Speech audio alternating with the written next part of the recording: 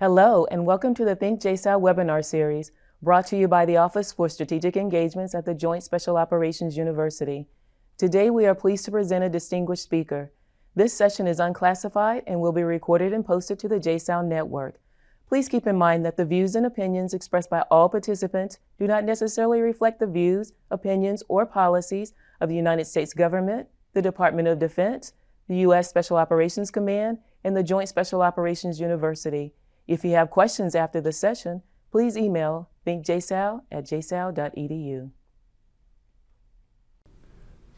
Welcome to another ThinkJSOU interview. I'm Mike Parrott, a course director at the Joint Special Operations University.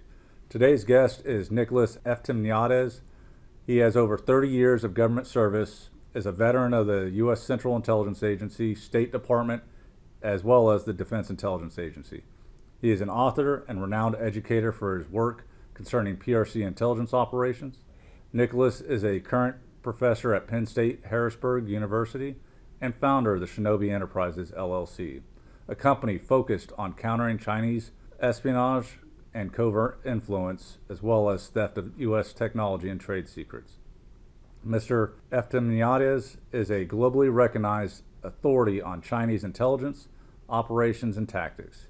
He authored books, reports, and numerous articles on China's commercial and national security espionage methods in his book, Chinese Intelligence Operations, and in 2020 with Chinese Espionage Operations and Tactics.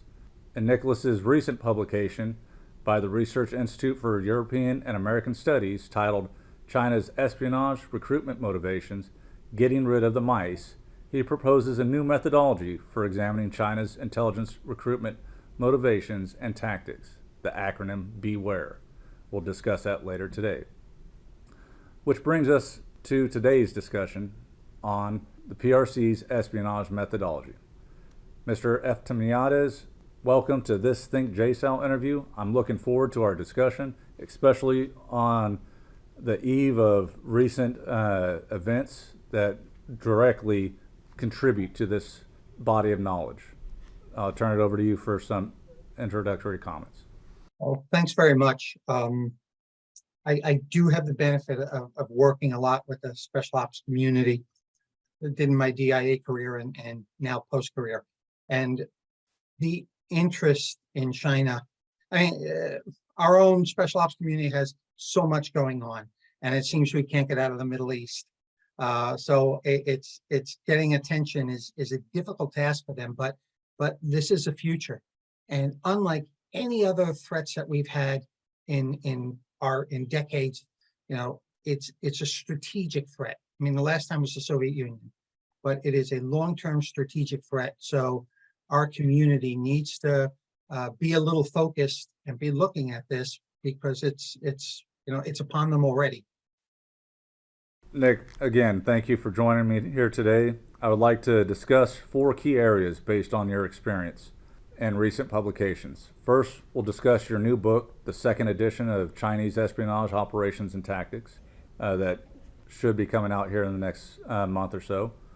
Next, we'll talk about your comprehensive efforts to unmask and reveal how the People's Republic of China, or PRC, and more specifically, the Ministry of State Security, MSS, are conducting espionage on an unprecedented scale, using a whole society approach. This brings us to your new way of characterizing China's espionage recruitment methodology, in which you propose using the acronym BEWARE to describe how the PRC commits espionage. We'll conclude with a discussion on recent PRC espionage cases, the methodology employed, and the threat the PRC poses to U.S. national security. Before we get started, I wanted to highlight something that you mentioned in your introduction. You talked about the fact that the U.S. is struggling to get out of the Middle East. And we saw recent news articles talking about how China is helping influence Iranian proxies, as well as Iran's efforts to keep the U.S. focused on the Middle East, while China's unrestricted warfare strategy plays out in the modern global environment. So what are your thoughts as it pertains to China's efforts on keeping the U.S. distracted and out of the Indo-Pacific region by allying with those adversarial authoritarian regimes like Iran and Russia? I'm always of the Russia's war in the Ukraine. What was kind of a boon for the Chinese, and people thought about the type of support that China would give to Russia. China would like nothing more than Russia getting knocked down a peg or two in this case, because it actually builds them an alliance. Russia, first time in history, becomes the junior partner to China, which is extraordinary because China was the abused, I'll say, junior partner to Russia for decades during the Cold War. So the tables have turned. China's grown in wealth and power, and they seek to build this global alliance. Obviously, North Korea, Russia, actually moving on Brazil, and through their economic leveraging through the Belt and Road Initiative, trying to build cooperation globally. The United States builds friends, right? You know, we have friends and allies. China doesn't do that. They don't care about that whole concept of friendship. They want the behavior that comes along with friendship. They want supporting them in international regimes. They want supporting them on logistics and global movement and economically. They don't care if you're friends or not. So there's sort of a difference in the way we approach these things. This is China building a global presence and a global strength, which they've talked about in doctrine since basically 2018. I'm planning on doing this up to 2049. No, I definitely agree. I was listening to a West Point seminar yesterday, and they were talking about how China is using discourse as a element of national power in order to create influence and counter-influence towards the West. Hungary was mentioned as moving towards China as its multipolar global order is established, and the fact that they want to be on who they believe to be the winning side as the West continues to see a decrease in its influence around Global the globe. influence, Yeah. So let's talk about your book, the second edition of Chinese Espionage. You talk about how the PRC's espionage and economic espionage and covert action, i.e. influence activities, are going on globally.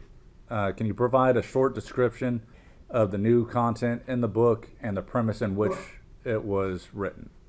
Right. So and you just said 3 out of 4 key activities that China works on and that are reflected in the book. They're actual bona fide, no kidding, national security espionage operations, economic espionage activity, covert influence operations, and I don't mean like media things, but actually paying people to do, you know, covert influence operations or against the diaspora. And then lastly, illegal exports, which are either dual use or military, primarily military.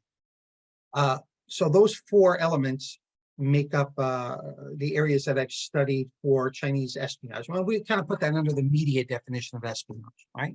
Not the strict traditional 18 USC 790 series espionage. In that book, the analysis in that book reflects almost 800, actually 799 cases. I just entered one last night. That happened yesterday. But almost 800 cases of these Chinese espionage activities, and everyone's extraordinary detail. The name of the individual, the day they started, the day they finished, the date, you know, the person's age, what their academic background was, what type of tradecraft was employed, covert comms, straight, you know, emails, text messages, etc., approaches, and, you know, specifically what they were after. Most cases, what type of technology they were after. And when you crunch all that data, which that's what that book reflects, when you crunch all that data, turns out you can learn some extraordinary things. And we'll talk a little about motivations, because you assign a motivation. Well, why did this person do this? Oh, they got $180,000. Okay, it's money. You know, those types of things. But when you crunch that from 800 cases, you really start seeing not only where they're operating, what cities, what areas, but the type of tradecraft they employed against specific target sets. So that's sort of the difference between this book and others. and even the first edition and others that have been out there. I really look in depth at the methodology applied for their operations, their intelligence operations, and the tactics that they use. Like I said, when I looked at your short publication that you did, and then also taking your class on Chinese intelligence operations and tactics, it really illuminated they are using a whole of government, whole of society approach to committing espionage, which goes counter to how our government and our security apparatus is set up. I mean, we have very unique authorities, very stovepiped procedures and bureaucracies that really limit our ability to conduct effective counterintelligence and security operations, which they are taking advantage of. Sorry, I can give you a couple of kind of examples of this. I mean, some time ago, I worked with NCIS on something, and I pointed out to them, the chain of events that were happening and this intelligence activity that was ongoing. And they said, Nick, is this an MSS, Ministry of State Security operation? I said, well, yeah, but it's not being executed. Well, can we tie it back to the, we show the Ministry of State Security is behind this? What I'm seeing now, it's not under the Ministry of State Security. I said, this is China. So for a start, this woman, her husband is head of who's in the MSS, her husband is head of the state-owned enterprise that's doing this. So, in China, the line and block charts don't matter, okay, because they do execute this whole of society approach. So it's not only our government institutions. I mean, honestly, I've trained over 1,000 counterintelligence officers at this point, and, USG. And, we do what we always do. We circle the wagons, we throw blankets on top, we sit on top and yell, yay, the world is safe for democracy. But that's not the case here, because China comes at us sideways, and their entire concept of unrestricted warfare is specifically designed to that. They say, you don't want to go against the US head to head. I mean, they say that. And we put steel on target better than any country on the planet, right? And they say, you don't want to do that. There's no way to do that. But that makes the US vulnerable in every other area, makes their society vulnerable, makes their economy vulnerable, makes their companies vulnerable, makes our second and third tier supply chains, whether, to the military, extremely vulnerable. So all these are ways that China goes in mass, looking at the problem set. We see it from a different angle. When you were developing this book, can you kind of describe a little bit about your career and how you devoted, sounds like your life, to exposing PRC espionage activities? Sure. Well, I went to school, part of my undergraduate and graduate work in Taiwan and mainland China, the degrees in East Asian Studies. Came from there out actually in, what was it, 83, into CIA, and worked on that target set, actually in technical operations. And they brought me on because I was a linguist, and could work in the language. And then went from there to diplomatic security service and worked in counterintelligence in Asia. Obviously, specifically China is the biggest target set. And went from there to DIA, where I had a very wide-ranging career, counterintelligence for a good time. I'd say about half that time in human, served all over the world, or served in about 10 years of that career was abroad. And so I have been writing on that. I started writing in 1990s, and it was hell, as you can imagine, to get that through security clearance. But that was a time after Tiananmen incident, so people were a lot more willing to talk, and I had a lot of extensive contacts in the Chinese community. So I published on that, spoke before Congress at least 4 times. There were huge issues involved there, and I've been progressing and doing that either as a researcher or work-wise operationally for the decades since. Retired in 2017, became a full-time professor of Homeland Security at Penn State University, and turned around and consulted. Actually, it's ironic that probably the 6 months after I retired, I started getting calls from the government, government agencies and such saying, We'd like you to come back and talk. And I'm thinking, really? Really? It's like, months after I retire, now you're interested. Because I was, speaking on China and Chinese intel to a community that was largely either immersed in Russia in the early days or in terrorism, since nobody had an interest. Guess what? Now there's an interest. It's like God's a comedian, I always think. No, I definitely find what you're writing and the influence that you're having with policymakers very important. I know you wrote the 5 Faces of Chinese Espionage, the world's first digital authoritarian state, not too long ago, back in 2020. And I know China's efforts in the cyber domain are extensive. We saw recent news articles as early this year about how they've been in our infrastructure and our telecommunications networks for unabated for over 5 years.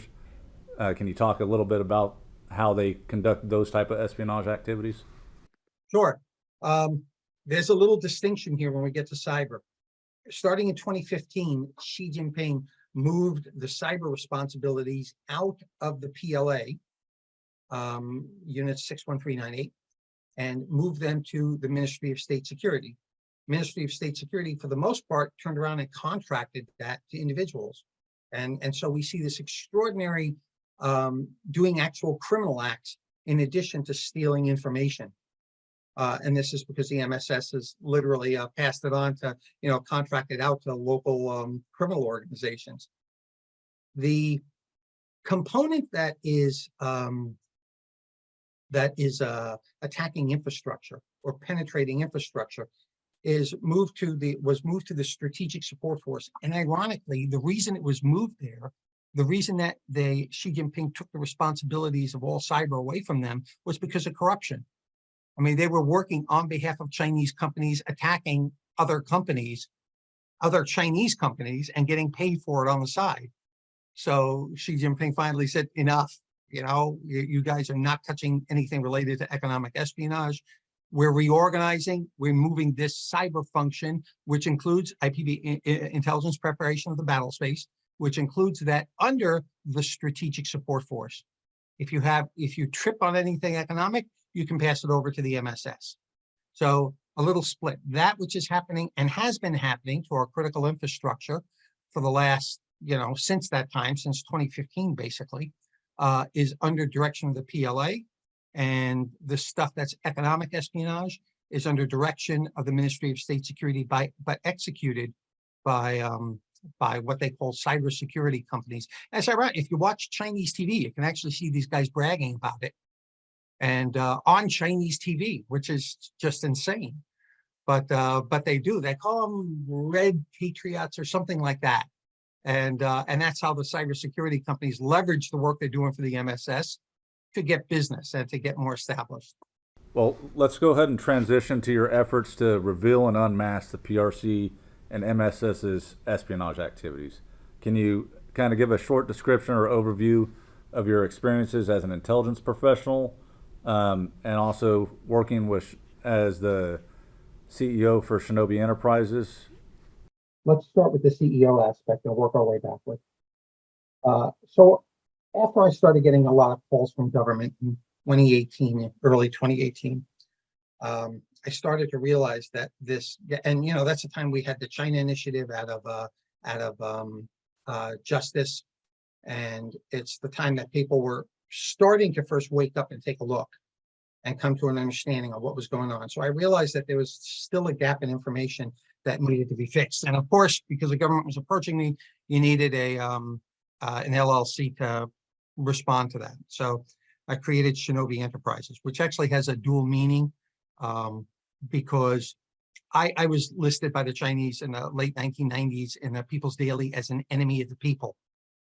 They declared me an enemy of the people. The result, that book that I wrote in the 1990s resulted in over 100 MSS officers being brought back to China. They had to stand down on operations for almost a year, like 10 months. So Shinobi is the ancient word in Japanese for ninja. So that's why I picked it. The Chinese aren't particularly, first off, they're not particularly fond of the Japanese. That was benefit number one. And benefit number two was a lot of my work for companies and different military organizations is just very quiet. It's consulting behind the scenes, or training and educating behind the scenes. So it's very quiet. So it seemed like an appropriate name in starting the company. So, most of this work is I'll say painstaking research, and it's understanding the culture, which is sort of where we lose it as a government. I can tell you I've been involved with general officers in discussions on this. Well, we'll do this and this, and the Chinese will do that. No, they won't do that because they don't think that way. That's not the way they're wired. And if you go into this in some great depths, you can take a look at this Confucian-based society that says, that really has caste structure built within it, right? If you're a professor, you're up here. If you're a server, you're down there. Everyone's got their roles, everyone's got their responsibilities, everyone's got their code of behavior that they have to have according to that. Now, the result of this kind of thinking is that, they look at us and they say, look, we're willing to have big nation discussions. We don't want to deal with the rest of Southeast Asia. They're sort of under us because we're a big nation. The United States doesn't approach that. If you've ever been to a U.S. embassy and seen a line out in front of people, doesn't matter if you're, Prince so-and-so or a pauper, you're going to wait in that line. And America does that to emphasize our belief in equality. In fact, you could go with all the DEI discussions and arguments and things we have is all a quest for equality, seen from different perspectives, but that's the end. That's where we believe we should be. It's not the same in China. It's not the same in an individual level, and so it's not the same in a nation state level. So when they say, we've got to be by 2049, the number one country in the world, which they do assume a rightful place at top of the world. That's driven by this cultural belief factor. Now, where that gets to espionage is in the area, as you see, that I've done in recruitment and how they handle sources and in the specific types of things that they have to collect in order to bring them, to where they envision they should be, and quote them, at the top of the world by 2049, 100 years after the founding of modern China, communist China. So it's going into depth on specific case. Every time you peel back a specific case, we see some of the standard things. We see the use of gambling and some of those types of things, and prostitution and some of the usual frailties, human frailties that are associated with this stuff. But more often, you see this deep cultural shaping of how those operations go and what they're trying to do. So it's a combination of their culture and their strategic national interests that I have been working together and putting together, over the past decades. Most people only get, the strategic implications of it, what they're actually doing. They see it at an operational or tactical level. No offense to the FBI, but that's a classic example. Our own CI community, they see it as cases and they see it that. But if you take it a bit higher and a bit deeper, you sort of see the mechanism behind it and how the thinking is and how their approach is structured. And that's what you got to kill, actually. You'll never beat them on an operations basis. I mean, Chris Wray, the FBI, says that they have a new case, economic espionage primarily, every 12 hours. 12 hours, that's 24 hours, every 2 cases a day, 365 days a year, 730 cases a year, just on economic espionage. Well, no, actually, that probably includes some of the regular espionage activities, but 730 a year spread over 56 field offices. Sunshine, those cases take months or sometimes years to adjudicate. You are not going to beat them. You can't arrest your way out of this, period. And our CI community has got to understand that. If we don't start thinking strategic and attacking them at strategic levels and taking an offensive in this espionage war, we're going to lose, period. No, I definitely agree. The mindset of being able to arrest your way out of it mind boggles me, because they have more resources. I mean, when you look at the non-traditional collectors that they have, from scientists, from students, from tourists. I mean, there's millions of them here in the U.S. at any given time that they can operationalize. And with the new national security law that they've passed, all their businesses, any connections, all that is in furtherance of the CCP and the PRC agenda. So when we look at, you mentioned recruitment motivations, and that kind of brings us to getting rid of MICE, which is money, ideology, coercion, and ego, and why China's methodology exceeds this model. So can you give some differences between MICE and your acronym BEWARE and what it stands for? And this came from someone who took the course and said, Nick, you know, when I have one 12-hour course on Chinese espionage that I put online. I think this is the only in the world where I have online courses on espionage. But someone who took it in the beta testing, I don't know if it was you, Mike, but no, someone who took it in the beta testing said, Nick, you should include include MICE, you know, the concept of MICE in this. And my initial reaction was to say, yeah, but MICE isn't applicable. And then as I'm typing, I thought, wait a minute, MICE isn't applicable. That's a huge deal that I didn't include. What is applicable? And I started thinking through it and trying to come up with the actual acronym. Because, as you pointed out, China employs a whole of society approach. And because the target set is you know, the threat is so broad that they do, the attack surface is so broad, it necessitates that their collection activities, you know, including non-traditional collectors, are, you know, the motivations are not going to be limited to just those four. So they're going to be more motivations at play here. So after a while, I came up, which isn't the greatest, but if anyone's got a better idea, I'm thrilled. Beware business opportunities, because what you find in many cases of economic espionage is they're not doing it for $100,000. You know, they're doing it to get some sort of technology or trade secrets to start a competitive business or to advance a competitive business in China. And we see this all the time of them going back and pitching CCP leadership, pitching state-owned enterprises for the funding to actually start factories and to get, you know, competitive businesses going. So there's a business component to this. Ethno-nationalism. It's wrong to say it's nationalism as in, you know, you're loyal to a country or to a political system. It's not. It's loyal to being Chinese. It's ethno-nationalism. In fact, they kind of have an interesting saying, to criticize America is work. To live in America is life.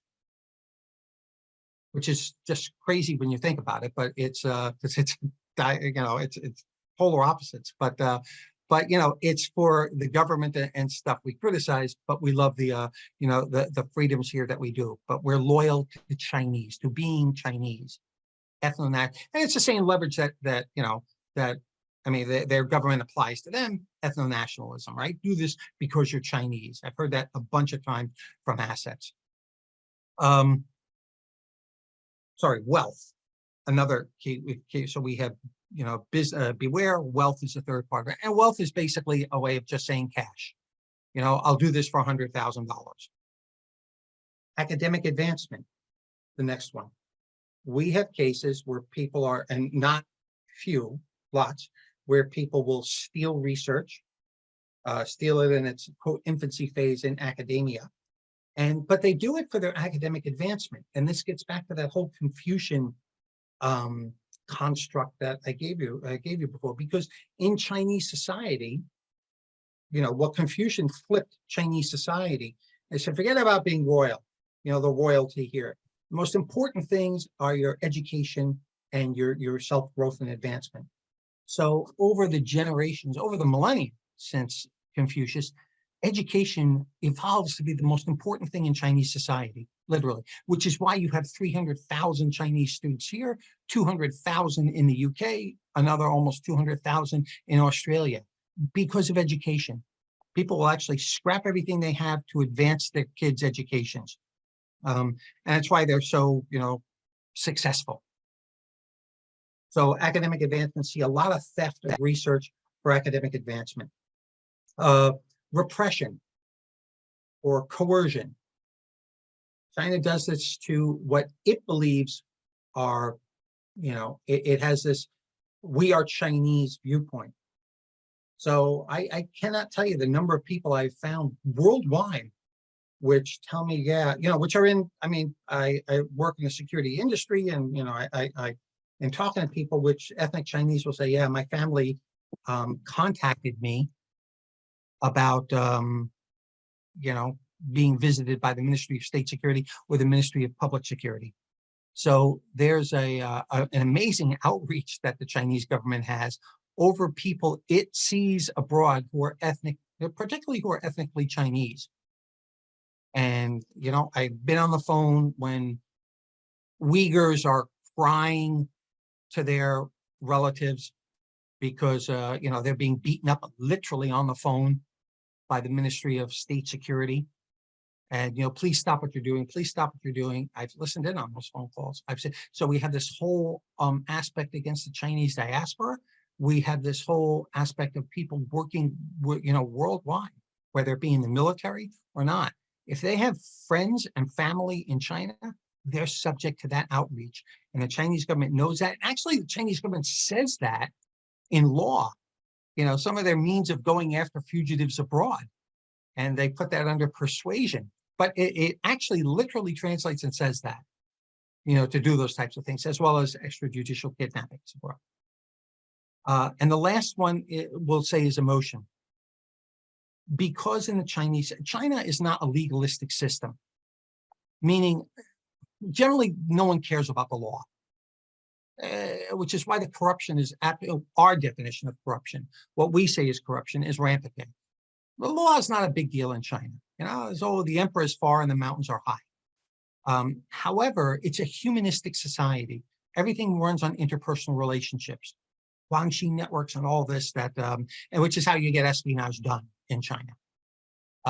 So your emotional, your friendships, your relationships mean everything in China.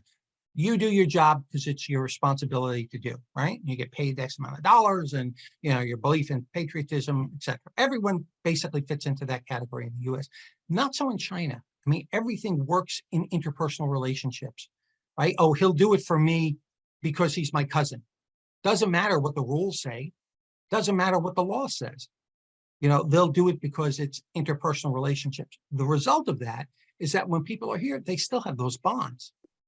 And, particularly when you see things like in academia or sometimes at a corporate level, when they say, Nick, is this person, trustworthy to hire? I say, no, because take a look, their mentor won national security awards for advanced technology development in such and such, at a Beijing University or something.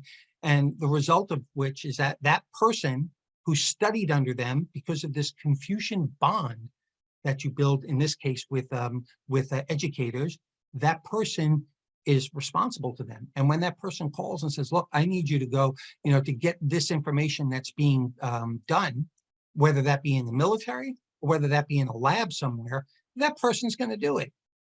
They're going to say, of course, particularly if we're talking about academics, of course, professor, yes, of course, I'll do that.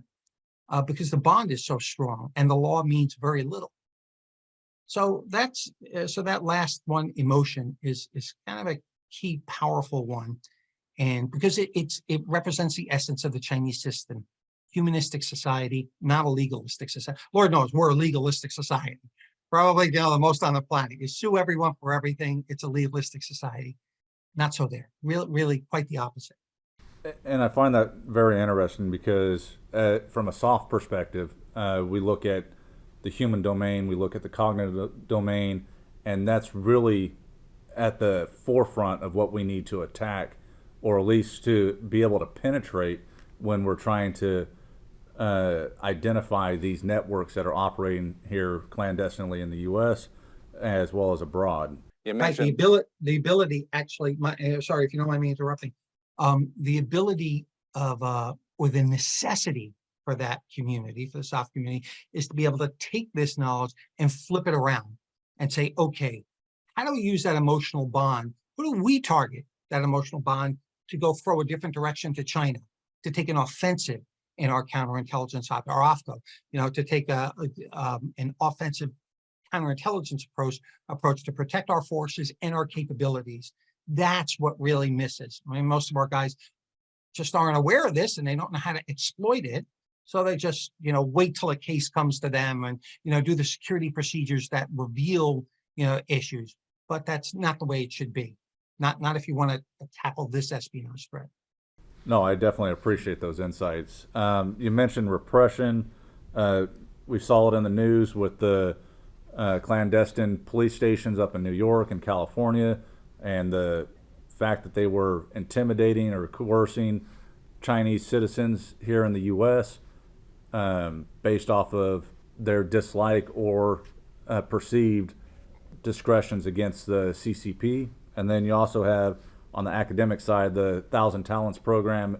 I mean, there's many different talents programs, but the one that comes to mind is the 1,000 Talents program and the Confucius Institutes that are operating here in the U.S. At our academic institutions and perpetuating that mindset, perpetuating that access to our information and technology. So as we look at this, can you discuss some ways to protect against or mitigate the threat of PRC espionage? Or in essence, really, what recommendations would you have for our counter-intel community, our businesses, our defense industrial base, and our leaders in tackling this problem? There are a couple of depressing notes in here, and then there's some good news. The depressing part is that, I've talked to senior leaders and, well, where do you expect the U.S.-China relationship to be in 10 years? What do you envision? What do you want it to be? And, I get a deer in the headlights. So that's sort of not a good start. But so we need an overall strategy. And I'll tell you why this is important. A couple of reasons. If we're broad basing some of the things out, awareness amongst your people for security and for the threat that's out there, a real detailed, not just security is always yelling the sky is falling. CI always yells that, right? So people, and I've seen this in the corporate ranks, say, yeah, I know, I'd bankrupt the company if I did everything, our CI guys want. So you've got to be very targeted, very specific. This is the problem set, and this is where we have to be, cognizant of it. Awareness amongst the troops. Second thing is the expertise of your security and CI staff. Those individuals, because they have to go a further, part than just the awareness function. They have to know the details of, what's being looked at, why China is behaving a certain way, what their specific targets are. Why those types of things that they have to know, what their operational methodologies are. So there's an awareness component, there's an educational component. Now, we can go on with that on the different ways a CI community, and what you've asked is a broad question, so I'm trying to chop it down a bit. On the specific types of actions you can do, there are system security issues, there are physical security issues, there are all these types of things that come into play. But there's also money limitations. So there's a cost effectiveness, and someone's got to put together that matrix that says, okay, in our case, our best, our most effective, best cost for analysis, the CBA, the cost benefit analysis, is to do awareness training for our troops. That's a number one. Number two, we have to do system. Our systems are not up to scratch, our software systems. So, whatever it is with that, in lining up, whether it's physical security measures, software security, individual awareness, all those have to be rack and stack. Now at a unit level, you've got to protect the integrity of your operations and your capabilities and your people. Okay, so that's a function that needs to be done throughout the service. And the other part is that not to approach this as an individual entity, not to approach this as just, well, these are my in my case, my Navy, and my Navy procedures and this and that, because that doesn't let you know what's happening to the left or the right, right? And situational awareness is everything here. So if an Army guy or, something on the left or right of you is penetrated, that's going to have impact. That could potentially have impact on you. So working together as a unified approach is the only way we're going to get through this. And that's, I mean, God bless the FBI. They're out there. They're just now, look at the change that we've seen in the past 5 years, that they're out doing awareness briefings and trying to work with industry. But that community, that across the board, including the military, has to build that relationship with its primary customers. I mean, if you don't know the vulnerabilities in the people that are supplying your specific technologies, shame on you. I mean, if that we have seen so many cases of just special order technologies, them being sent to China, the drafting boards being sent to China for production there. Great. I can guarantee you in that system that company is passing along to the Chinese government, to the Chinese military in this case. So this is the types of things that you have to branch out. You can't hide in your own little world because your little world is impacted by everyone around you.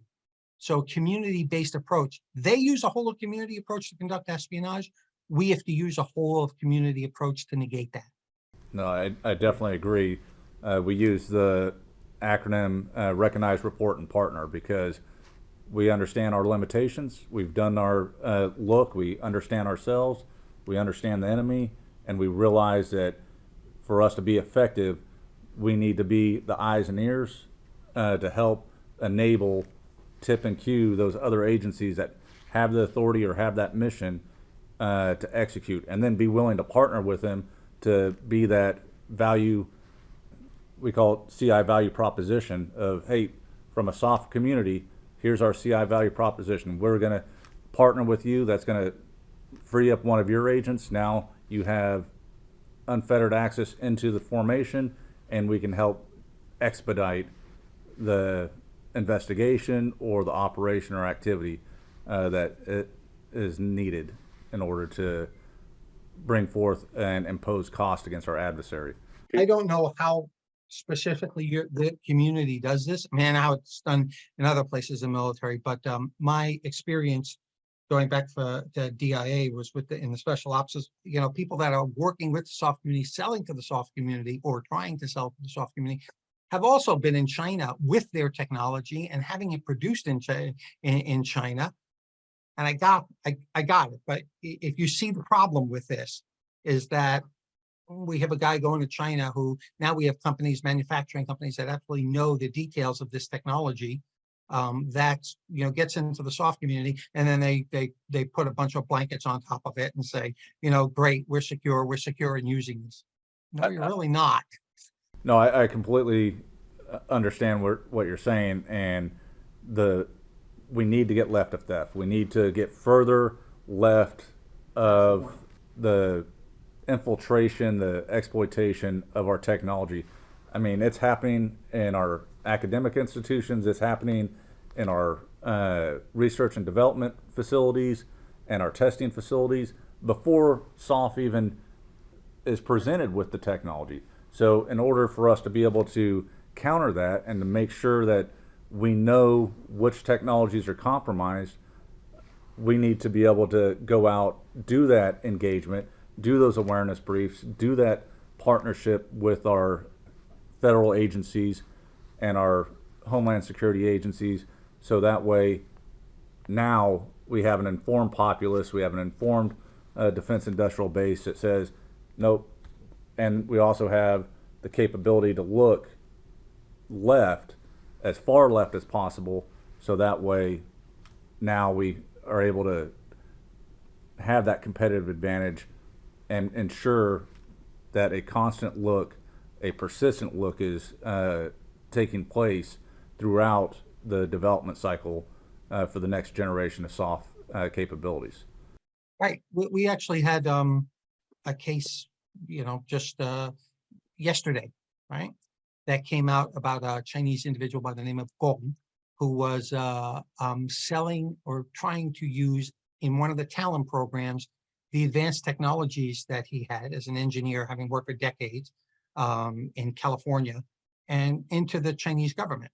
So FBI arrested him yesterday, or at least publicly came out that the arrest was, that they had arrested him. But here's a classic example. What he was actually selling was infrared sensor technology, advanced infrared detection capabilities. And it was, in this case, not a soft thing, but in this case, well, it could be at nights. But in this case, it was specifically designed for warm body detection, things like that. So all the hypersonic missile programs, all the ballistic missile programs, they get to a point in flight when they're not powered anymore, and then they're warm bodies as opposed to hot bodies, right? So that's where the detection problem has always been. So, or the tracking problem has always been. So this guy is selling them the same cutting edge technologies that he's been working on and has access to within the US system and Department of Energy and others in developing these types of capabilities, the night vision equipment, right? Same types of things. And that is a soft related. He was out hawking and selling to China and saying, we don't have these capabilities yet. He worked in California and he's selling China. We don't have these capabilities yet. These are cutting edge for the military. So a case or two, your readers should know this is by the hundreds and hundreds. And that's only the one that I know about, that I'm able to detect, by the thousands if you want to go past that. So it's really a tough, our CI community has a lot of work ahead of it.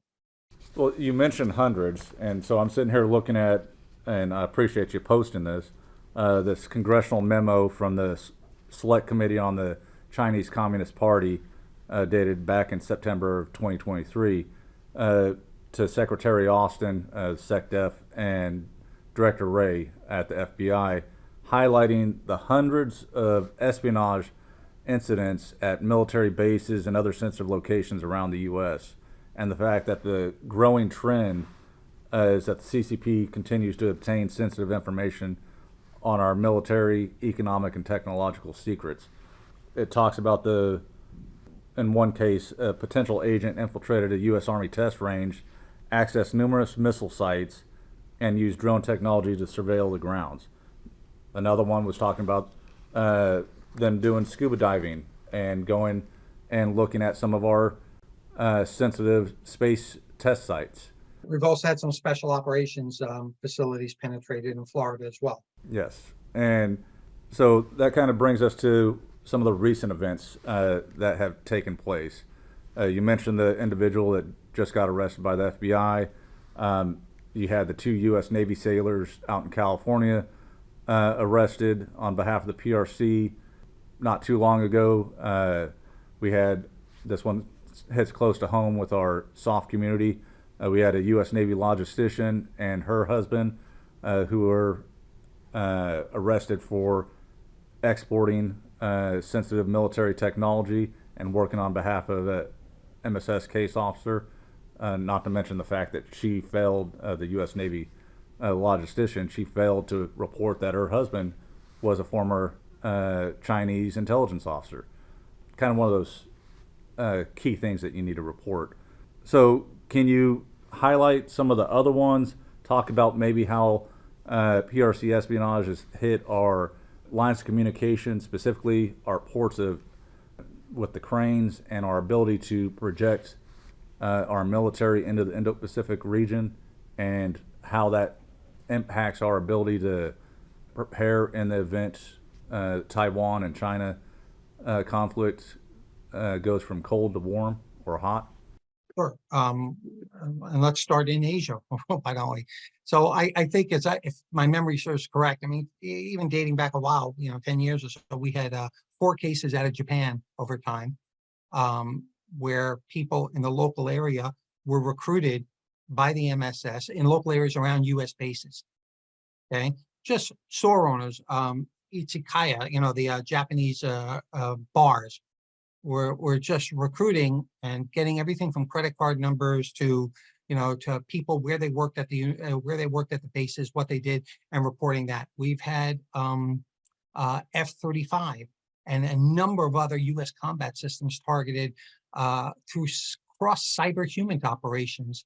Subin is a classic example of this, where they penetrated. This guy was fronting in his company, fronting for Chinese Ministry of State Security, and actually PLA at that time, and then providing access into the industrial companies, and they were specifically targeting C-17, F-35, things like that. So our combat projection capabilities and logistics and support capabilities are compromised because the PRC took about 100,000 documents, relative to those capabilities from this guy's operation.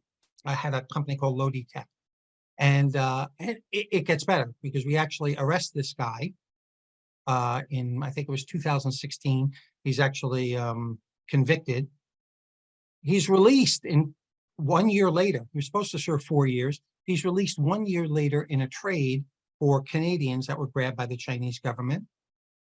Find out that his company in China is the one that has been recruiting foreign combat pilots, right? Over 30 of them that we know about, one of which was arrested in Australia and is being extradited back to the United States. Dugan is his last name. German fighter pilots, etc., for training fighter combat operations to the Chinese, right? So he has this recruiting company that has dozens of ex-fighter pilots going over to China, training the PLA Air Force in US and allied combat tactics, air combat tactics. What the heck? We released him after a year, and this guy goes through it. And it's fun because when you go look at his company, and I checked in the Beijing list of corporations, he's still 37% owner of this company. And all the sub-companies started by these guys all list his address as their address. So, it's what the heck? We're getting clobbered everywhere you look. We're training them in combat tactics on air. They've penetrated and they know our airframe and capabilities of combat power. We see this down, as you mentioned, at the local level. And I forgot Lieutenant. We had a Navy lieutenant who was just about 4 years ago who was selling the little boats, the special ops, type of boats, and selling that to the PRC. 25 discs that went over to them as well. We still have no idea what was on those discs. That 25 discs of information. So, Hawaii, another case where we were what's his name, Alexander Ma, was a CIA officer and arrested for passing on, secrets relative to our sources and our work in Asia. Same thing with Jerry Lee, CIA ex-case officer. Again, the source, the intelligence nets that we have in China compromised. Media reports the Chinese government compromised our CIA networks in China in 2010, 11-ish.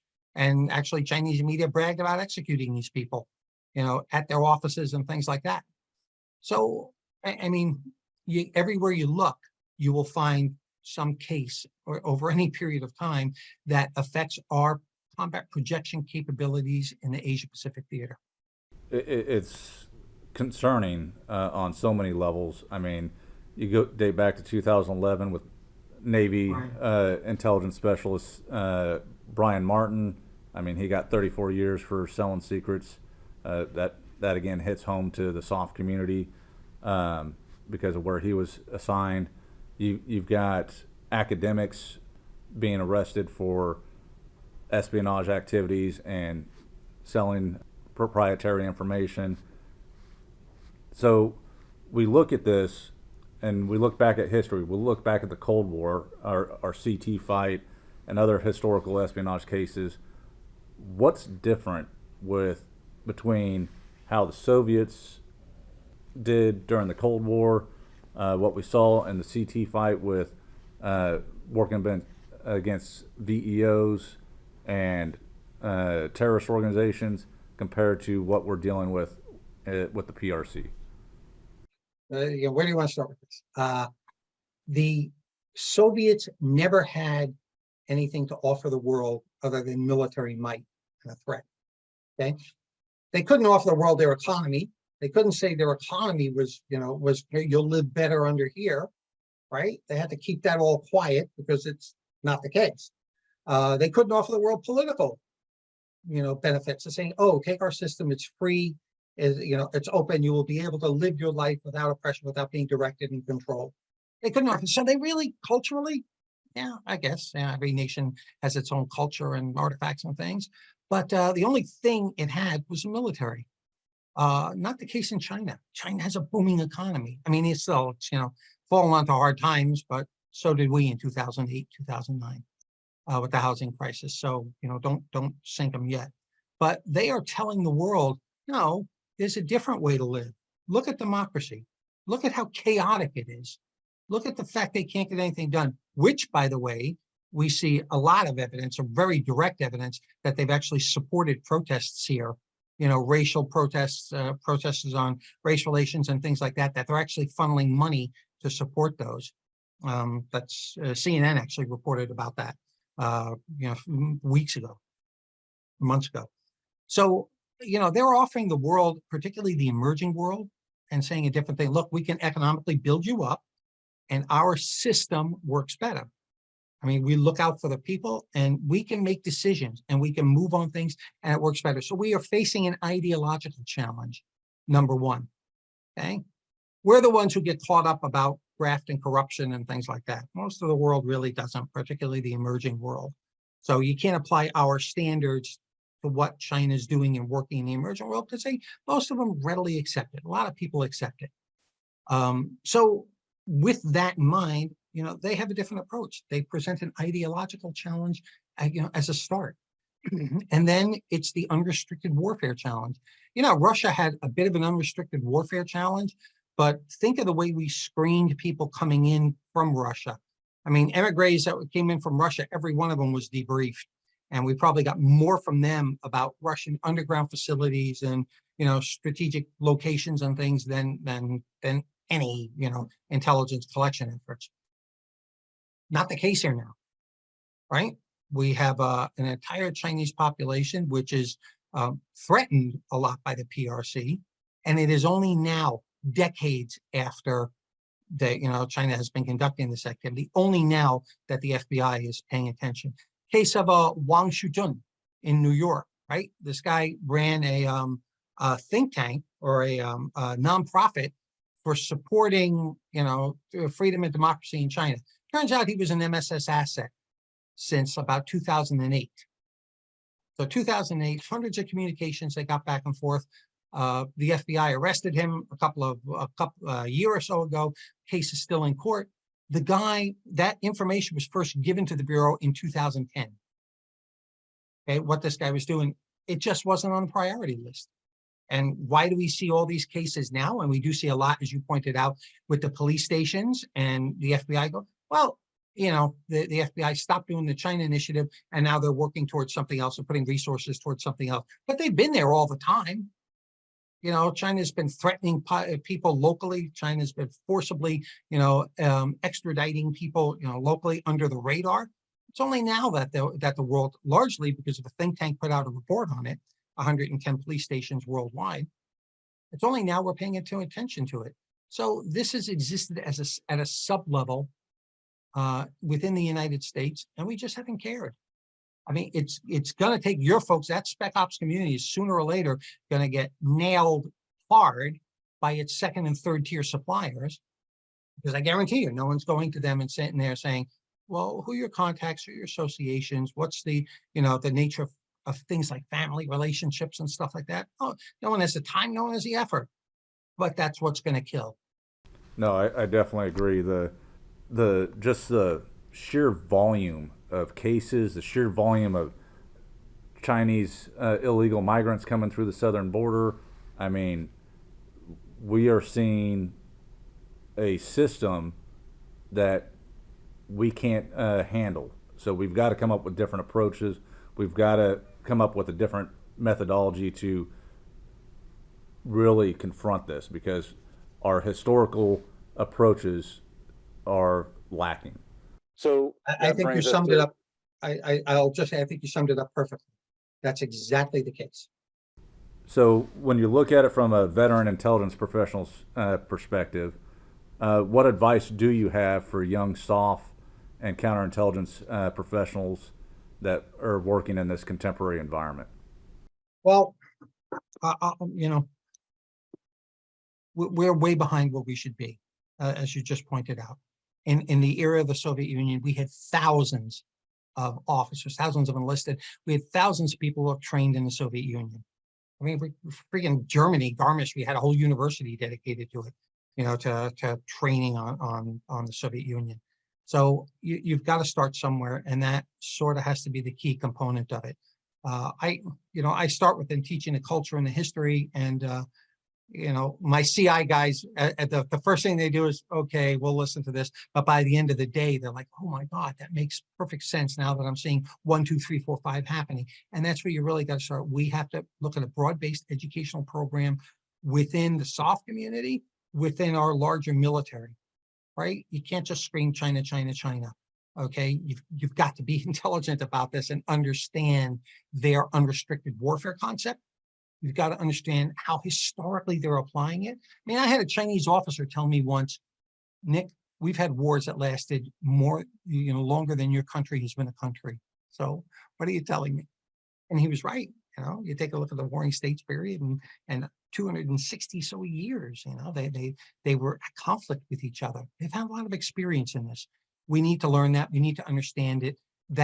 Our system needs to be educated. It's not just the weapons you use. It's not the target sets you use.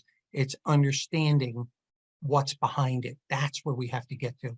So it's an education campaign, I think, is first and foremost important within the soft community in particular. And I know at this time it's difficult because, they're up to their knees in the Middle East. Got it. But again, China's counting on that. It goes back to the cognitive domain and making sure that we develop critical thinkers, we develop intuitive leaders that can look back at history, apply those lessons learned, and come up with new asymmetric approaches to dealing with these complex problem sets. So as we look at wrapping this discussion up, I mean, we've talked about a whole litany of different areas that the PRC's using their unconventional approaches, their unrestricted warfare efforts to exploit, target, and leverage through intimidation, coercion, or ethnic backgrounds as it pertains to gaining that competitive advantage in this strategic competition space. So I just find it very helpful that there are institutions like your Shinobi Enterprises, that there's individuals like yourself that see the value in educating and informing not only the populace but also our security and CI professionals and leaders. So one, I want to say thank you for doing that. I know you mentioned you have over 799 cases of espionage that the PRC have conducted built into that database. We didn't get a chance to really talk about Yang Jun and the industrial tech and espionage efforts that he was responsible for, or Christine Lee and what happened recently over in the UK, or Fing Fang. And so if you want to talk about those in closing comments, I'll turn it over to you and let you kind of wrap all that up into a nice package. Yeah, just and what those case examples are of our Chinese covert influence efforts, and they go worldwide, right? We've seen them attack parliaments, in the United Kingdom, 2 cases recently.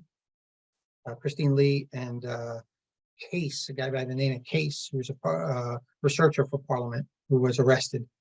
You see that in the United States. Christine Fang working out of San Francisco in 2015. She was actually working closely with Congressman Swalwell and a number of other delegates and congressmen as she was a student. And of course, the FBI saw her meeting with I'm just giving a little background, the FBI saw her meeting with a MSS officer at the San Francisco consulate, followed her, learned that she was actually seeing two Midwestern mayors at the same time, at least in a physical relationship, along with Swalwell. So, as a confidant or whatever the relationship was with Swalwell. So, the minute they briefed Swalwell, he cut contact and she fled. So background, what I think this illustrates is that, look, this is not only us, it's a lot. It's a lot in our allies. It's a lot in the US system. We have it at state levels. It's just amazing what the arrogance that China's intelligence collection effort or influence effort takes at overt and covert levels against the states. And they put this in doctrine. They said in 2019, as the position of the federal government hardens, we'll go to the states. Published by a think tank working, working with the government in China. So it's, these things are out there. The encrypted, the first level of encryption for China is a language. So I know it's difficult to get past, but it's incumbent upon our side, just in closing, to be a lot smarter than we have been to date. This is not an iron on target, issue. This is strategy. This is thinking your way through it. And we've got to develop, you thank me and I appreciate that for my work. I'm one. There are very, very few of us out here doing this, like really few, less than a handful. So, that doesn't work for a system of millions. We've really got to get better throughout our systems in understanding this threat, long-term strategic threat, and dealing with it.